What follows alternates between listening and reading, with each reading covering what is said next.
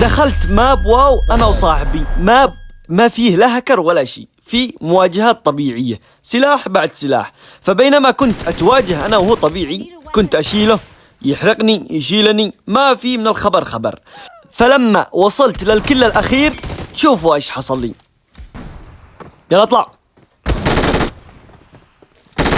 يا عمري، ماذا الحين ودفت السيف. يلا انزل انزل. ياي وين رايح؟ تعال واجهني مواجهات. والله بعدك. فكان هو بهذا الوقت كان عنده سنايبر يحاول يسحبني ويستدريني، ولكن ما قدر.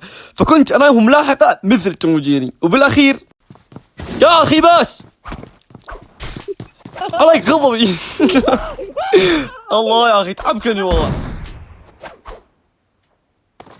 تعال. وفي هذه اللحظة يا شباب اللاعب حقي لو كان يعرف طريق المحكمة لا يروح يشتكي بي.